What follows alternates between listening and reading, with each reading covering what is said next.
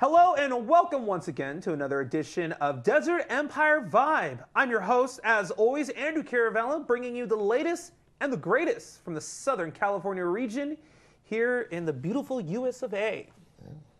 We're going to get political today. Today on the show, we have I guess you would be considered a local public figure. Yeah, right? Local politician. Local politician. Yeah. Michael Karen, or is it Michael J. Karen? Michael Karen. Michael Karen. Yeah, I mean, if you look me up on Facebook or any of those, I always like to throw the J in there so that I can distinguish myself, but I mean, it's Michael Karen. Yeah. Okay. So Michael Karen, like I said, he's a local politician here in the region. So tell us what that means. How are you a politician? Back in February, I was appointed to the Apple Valley Fire Board. So, okay. So I'm trying to stay as active in that as I can. It's very important for our community in Apple Valley, and not just Apple Valley, but the entire high desert, because we're all interconnected. And basically I do the fire board, and then I'm also on the Republican Central Committee. Right. Which I just got reelected for that in June. And what does that mean, Republican Central Committee? Is that something that's only for the Victor Valley region? It's actually for the San Bernardino County region. Oh, well then, excuse me. Yeah, you're up there. That's cool. So what is that? What is your duty then when you run something like that? With that, I'm basically a voting member. So basically, whenever we have to put anything up for a vote, we have to come together as a quorum and vote on certain things. A lot of times, different politicians want to get the endorsement of the Republican Party, and they have to come and talk to us and tell us why we should vote for them. Basically we end up giving them our endorsement or we don't. And a lot of times that can actually sway the voters if they have the Republican endorsement behind them. Do you do a lot of public outreach where you have to go out in the community for that? We do, yeah. We actually try to, we run different voting, like trying to get people to register to vote, get out the vote messages, different things like that, especially when we have big elections like what's coming up. What do you think? What is the most difficult part about getting people out there to vote? Like, do you think it's the older people that suck at it? Is it the youngers this time around? I think a lot of people have good intentions and they want to do it, but maybe sometimes it's laziness, sometimes it's just they just don't have the time or they're too busy. But I definitely think that the more people we can get out to vote, whether they're voting Republican or Democrat, it's better for the whole entire system. So they always say, I know I'm young here, but they always say that this is the most important election ever. Yes. Is it though? Yes. Or is it just a cliche at this time? Actually, it is. It is. But why? Because if we get Hillary Clinton as the president, okay, there are several things that could happen. The Supreme Court actually sits in the balance right now. Basically, right now it's 4-4. Okay, so any decision that comes is probably going to be kicked back to the lower courts. If Hillary Clinton gets in, she will appoint justices that are more on the left wing of things, which, depending on where you stand in that arena, that may be good or maybe bad. But when you start talking about Second Amendment rights, you start talking about the border security, things that are very important to conservatives in this country. You start to worry, especially if you start thinking about her getting in. So that's another word. You said the C word there, yes. Conservatives. Yes. So traditionally, I'm under the impression, as a millennial, yes. That Republicans are generally conservatives, Democrats are generally liberals. Yes. Does it ever flip-flop? Oh, I mean, can you name someone? Can you name someone who's up there in the Democratic Party that is a conservative Democrat? Okay. Yeah, I don't know. Rewind. I don't know. Can you name someone in the Republican Party that's more of a liberal Republican? Actually, I think Donald Trump, it would actually fall into that category. And a lot of people would. He went there. Yeah. I mean, yeah. Yes, I'm going to be voting for Donald Trump. As far as being all gung-ho about it, no, not really. I mean, okay. For the majority of his life, he's been a Democrat. And that's well documented. So, I mean. So doesn't that scare you as a Republican that he may just flip the bird and just go to the other side once he's elected? Yeah, I think, I can't remember who said it, but they said it's basically like voting or picking between two dumpster fires. It's the, right now we have Hillary Clinton or Donald Trump, and to tell you the truth, most people don't like either option. So is it really that important this year? It is. It is. Like I said, I mean, I would rather have Donald Trump where we have some clue of what he will do, and that then getting Hillary Clinton, where we know for sure that she's going to push everything to the left, especially with Bernie Sanders. The primary season, he pushed her so far to the left. I mean, she's going to have a really hard time trying to bring herself back to the middle. And that's what she's going to start trying to do. Give me one positive thing that you like about Hillary Clinton. Because everyone has good traits, right? Yeah, I can't think of anything. I really do not like that woman. I mean, and one good thing about Bernie, I want to be straight. I mean, as far as for the president of the United States, I think Condoleezza Rice would be a great president. It has nothing to do with gender. Okay, it has to do with the person. And I'm telling you that if you look at all of the we'll hold that thought. We're going to take a quick commercial break, and then we're going to finish up here with Michael J. Karen in a hot minute. We got to pay some bills here on Desert Empire Vibe. Don't go away. And welcome back once again to Desert Empire Vibe. I'm your host, I squeaked, Andrew Caravella, coming to you here every single week from the Southern California region, spotlighting artists, athletes, musicians, and public figures like local politician Michael Karen. All right, so we're talking about Hillary, trying to find a good trait. Yes. What about Bernie? Actually, Bernie, when it comes to the trade issue, him and Donald Trump are very similar. Do you think so? Yes, yeah. So, and like I said, I mean, Donald Trump, he's going to shake things up. Like they say, go in and kick over the tables. And I think a lot of people in this country, whether they're upset or they just want to see something different, they're angry that their elected figures haven't been doing what they sent them to do.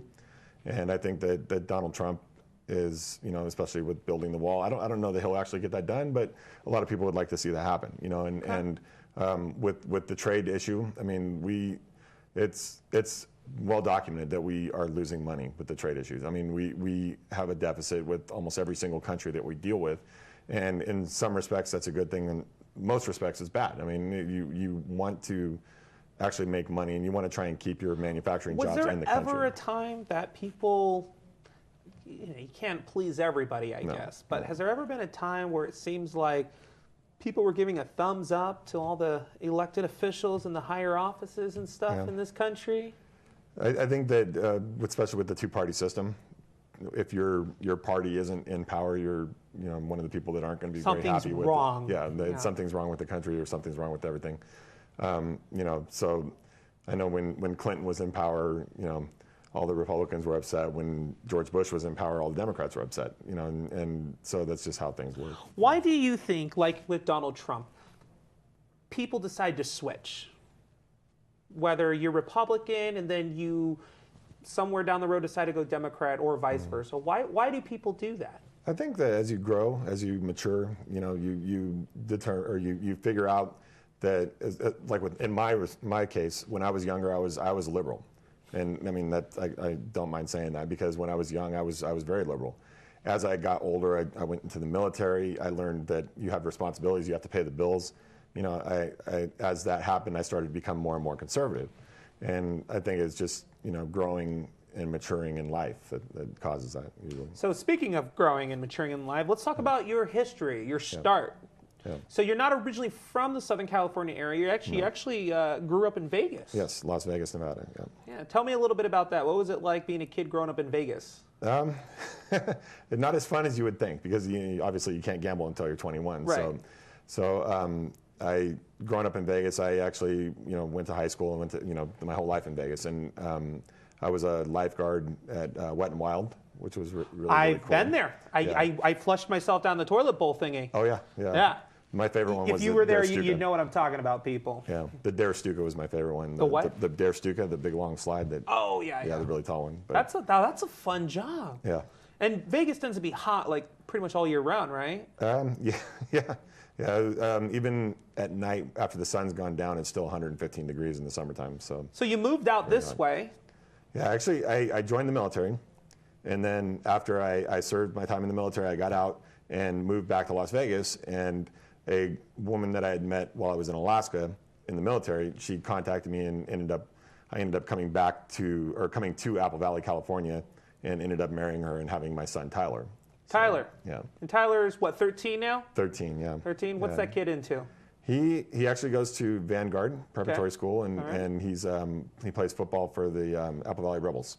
Oh, okay. Football player then. Yeah, quarterback. Cool. Oh, look out. That's how you get him going. Okay. Oh, yeah. What are his future career goals at 13? What's he want? Actually, his plan is to go to USC.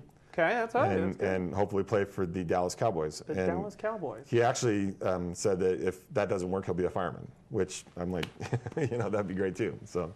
Yeah, okay. That's cool. Yeah. What did you want to be when you were 13? I wanted to be a doctor.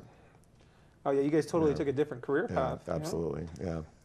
Yeah, when I got my degree, it was in biology, and I was planning on continuing on to the University of Washington to become an orthopedic surgeon, and that never happened. So life happened. Life happens. Yeah. I love when that happens. So now you reside as a resident here in the beautiful high desert, right? Absolutely, I love it. I mean, there's no other place like it. I mean, we have the beautiful desert views with the mountains behind us and clear skies all the time. Half the country, if you really think about it, it's kind of a desert, right? Yes. Yeah. Yeah. But in other places they don't have the mountains like we have. Yeah, I mean, that's we true. have beautiful views. So and we're so close to everything. We can go to Las Vegas, or we can go down to the beach. Right. You could go to the beach. You could go snowboarding, or you could gamble all in the same day if you really put your mind to it. Yeah. It's a waste of gas, though. Yes. Yeah. So what do you like to do around these parts? Basically, we spend most of our time, believe it or not, watching TV. Watching TV? Or just relaxing. I mean, watching the Vibe, catching up on episodes? Yeah, absolutely. I work all day, and there's a lot of days where I'll work 12, 13 hours. So when I get home, I just have a beer, watch TV. Right, because you work for the Daily Press. Yes. Hey, we're going to take another quick commercial, and when we come back, we are going to talk a little more with Michael Karen here about guns. Dun, dun, dun. We'll be right back. Don't go away.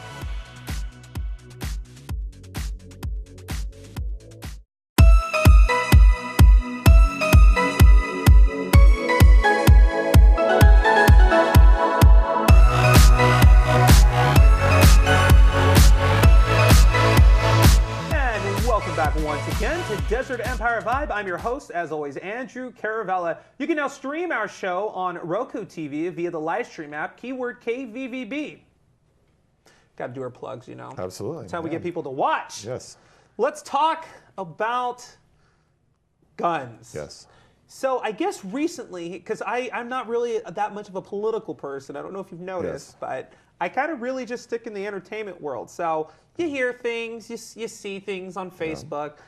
I heard that the governor, Mr. Brown. Yes, Moonbeam.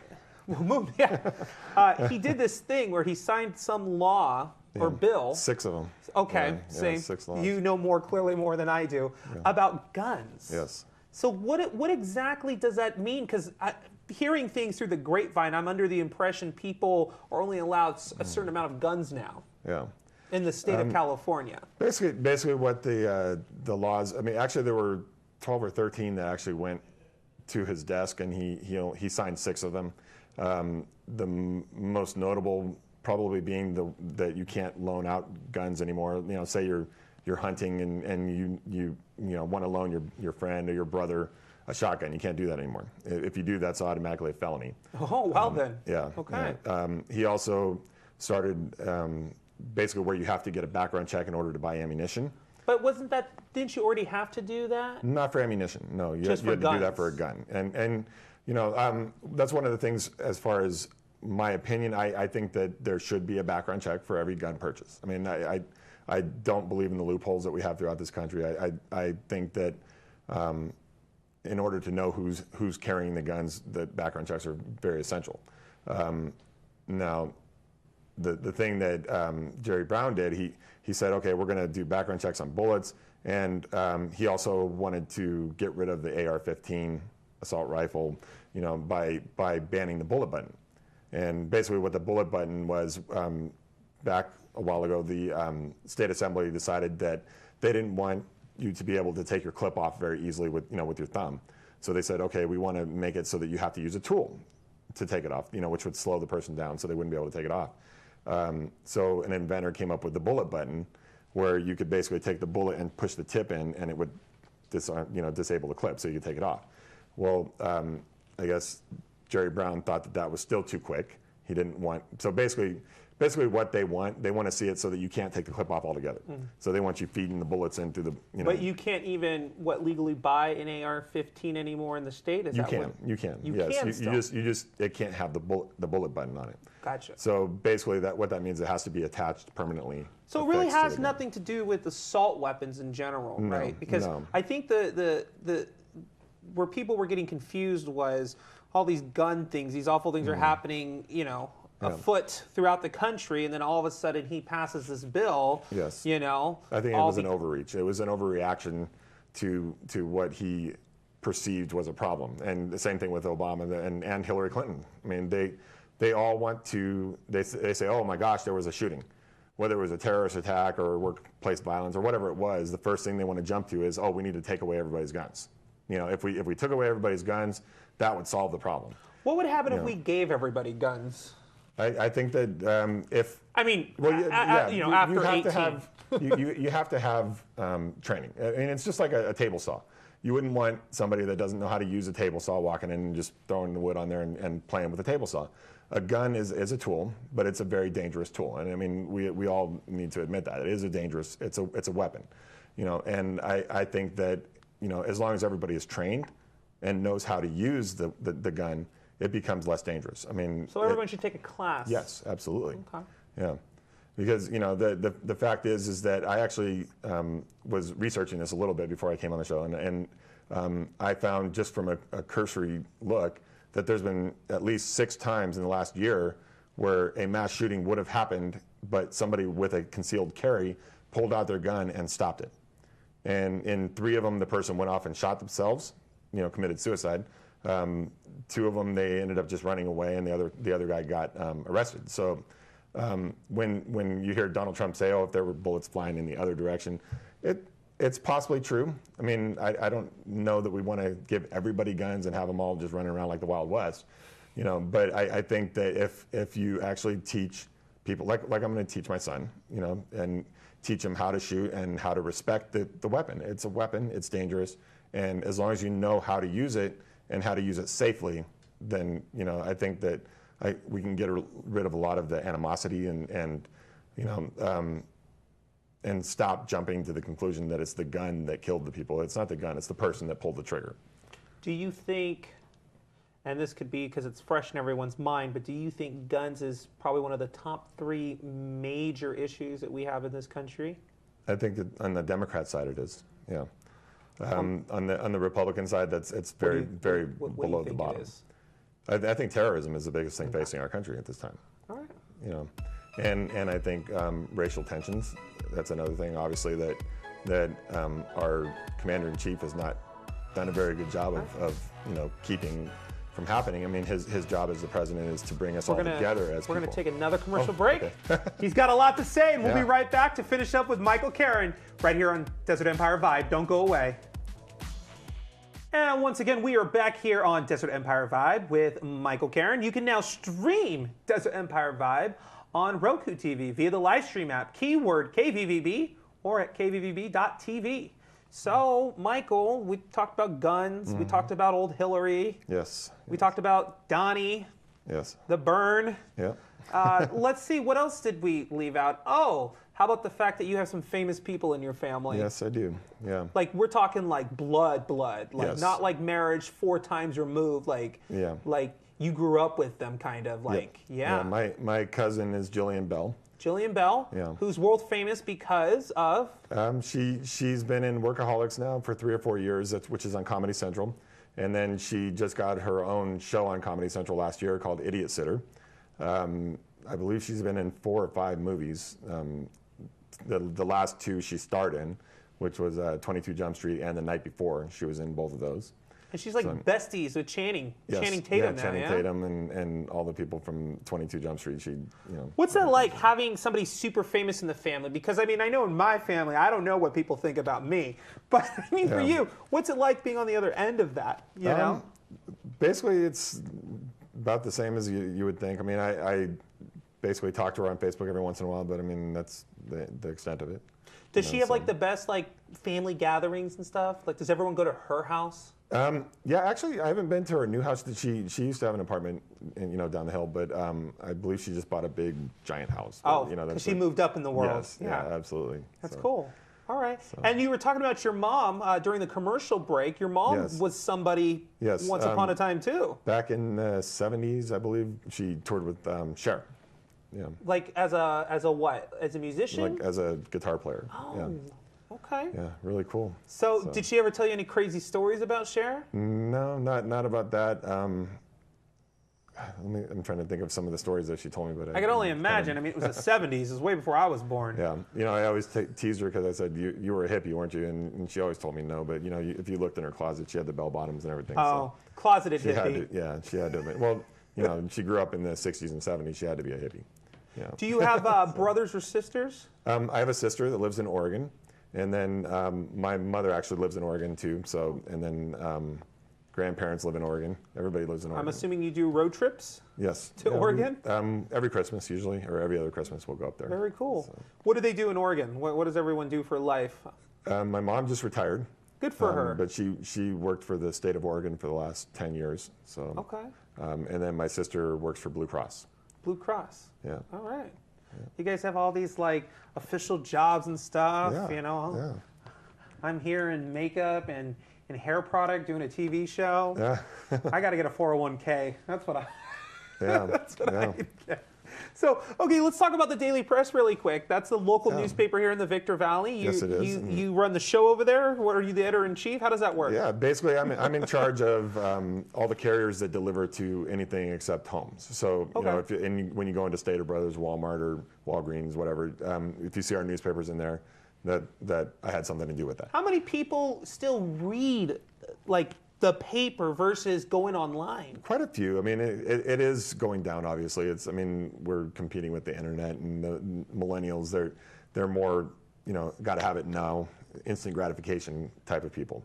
I know that I still like to have the paper. I like to feel it, and, we actually have not just the Daily Press, but we have the LA Times, USA Today, The Sun. We deliver all those throughout the entire high desert, from Wrightwood to Yermo to Lucerne Valley. So. Wow. Okay. Cool. Yeah. How do we find you? How do we see what Michael Caron's doing politically or publicly here?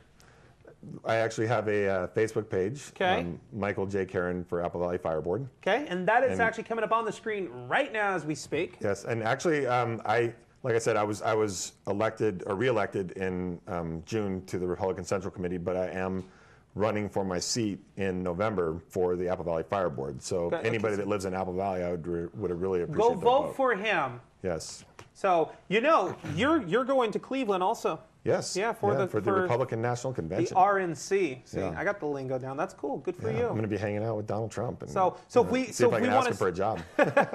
So if we want to maybe follow you on, maybe you'll do like a Facebook Live. Where do we go for that? I'm not sure yet. I've never done a Facebook Live, so I'll have to figure that out on the go. Would we follow you on all that information? Yes. Instagram, Snapchat, Twitter. Do you do any of that? I'm on Facebook. You're on Facebook. Yeah, I'm on Facebook. I'm on Facebook. I do have a Twitter account, but I don't think I've used it in a year. So okay. So one more time. It's facebook.com / Michael J. Caron. Michael J. Caron. Yeah. That's my Facebook page, and then I also have the Michael J. Caron for Apple Valley Fire Board. So Michael J. Caron, I was going to write it, for Apple Valley Fire Board, and boom, you are the only one that comes up. Yes, and unfortunately, when you run for something, you can't just say Michael J. Caron. You have to say Michael J. Caron for Apple Valley, or whatever it is that you're running for. So it's this big, long. Well, good luck in Cleveland. Well, thank you. I enjoyed this. This is great. Hey, guys, thank you so much. If you guys want to learn more about Michael J. Caron, make sure that you guys go to Facebook and check him out. That's all the time we got for this episode of Desert Empire Vibe. Check us out on Facebook, keyword Desert Empire Vibe. I'm Andrew Chiaravella. You guys have a good night, and we'll see you next time right here on The Vibe. Later.